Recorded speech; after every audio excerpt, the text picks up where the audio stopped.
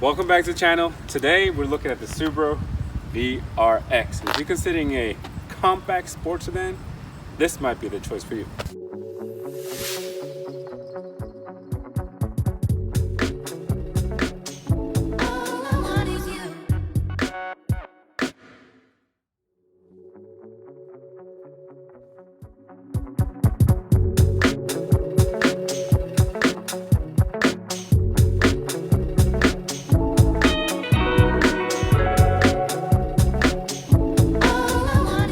We got Nate with us. Thank you for joining us. And before you kind of get into the car and talk about the car, his experience with the car, maybe you can just share briefly about your background with cars. Sure. So my very first car that I got was a Jeep Grand Cherokee, and that car, it was like a hand-me-down, so it was a lot of stuff that was wrong with it that needed to be fixed. And of course I could have took it into a shop, but I decided to learning how to fix cars myself. So that's where it all started. I also had my dad to help me with that, he seasoned the cars himself. So yeah, that's what really first got my interest into cars. Yeah. And this is a 2017. Yep. What was it about this car that this one really stuck out to me because it's a sedan, really compact sedan, but it's also a sports car, so you get the best of both worlds, and also has a lot of power and speed to it, versus other cars I was looking at, Right. like a Lexus or Nissan 350Z. Those are only 2 doors, so it's Right. kind of smaller.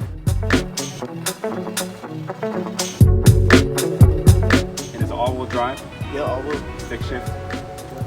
What about this car would you say is maybe this biggest selling point in just from your experience? My experience, and also from what I've researched on the car, it responds really well to like bolt-ons.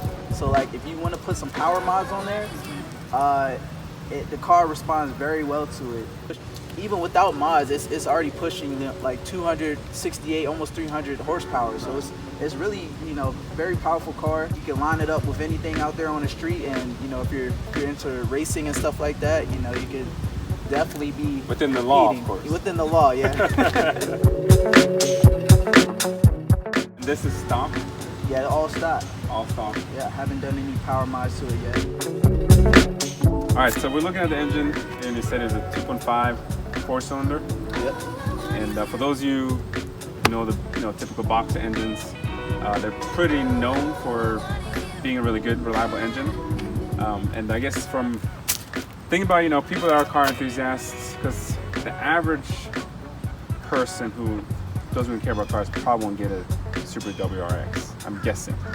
Like this is more for if you want a little more fun and driving dynamics, a little more power. Mm-hmm.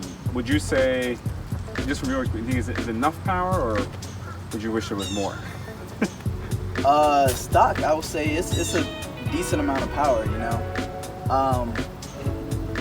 because it's not like like a Challenger or something. You can get that thing out the gate stock, like 500 horsepower. But Yeah. Subarus have a little bit less.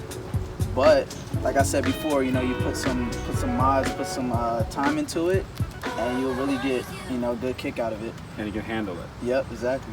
Yeah. And looking for a sporty car that has enough power, good fuel economy, this might be something worth looking into, especially if you need an all-wheel drive. I think that's a big plus, for what Subaru has to offer. Yep. My experience is really easy to work on. There's a lot of space, There's a lot of space. in the engine bay that you can, maneuver around and stuff. If you need like wrench space and stuff, everything's very accessible from the bottom as well. If you put it on some jack stands and.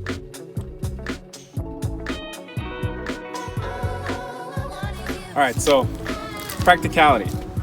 That's important for a lot of people, especially if you have maybe kids, and especially if you're a daily driver. Mm-hmm. I think the helpful thing about this one, and you can speak to it as well, is it has a trunk that you can actually use. It's a practicality.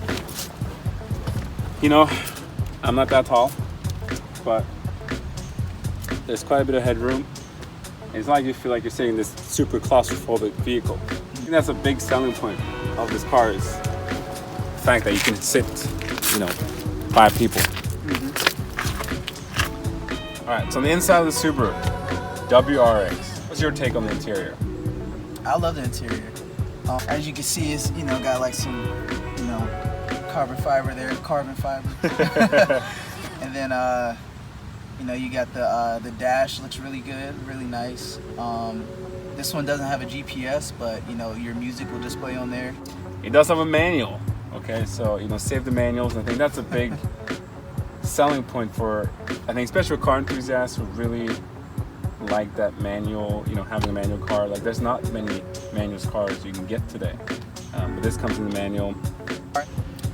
Give car advice. I would say that the WRX is the way to go because if you're WRX, if you're like me and you're very adventurous and love the outdoors, Subaru's WRX is the way to go. Because it has that four-wheel drive. Exactly. All-wheel drive. All-wheel drive. You can take it off roads. You can go in the mountains. So. Yeah. There you go. If you really want, all of us have a dream car out there. The Subaru was one of my dream cars. But you got to make sure it's within your budget, right? You got to make sure that, whatever method of payment that you do, you got to make sure you can afford it. And then, especially with all the mods and stuff you want to put into it, you can't let it overwhelm all your other life circumstances. You can't make it everything. Yeah. Piece of car advice, WRX, and life advice. If something consumes you in an unhealthy way, you may want to reconsider. Yeah. Thank you. All right. No doubt. Appreciate it, man. Take it for a spin.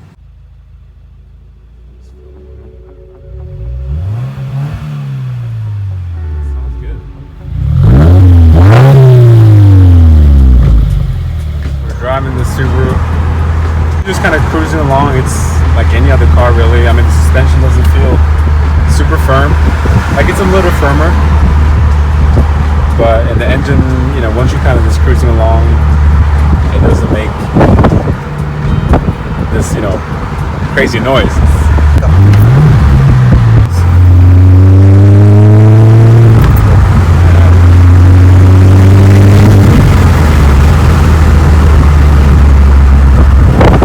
You hear the turbo. It's not super loud, but it's like that little whistle. Yeah, like spooling a little bit. Yeah, I love it. I love driving it on open country roads. Right. You can just go.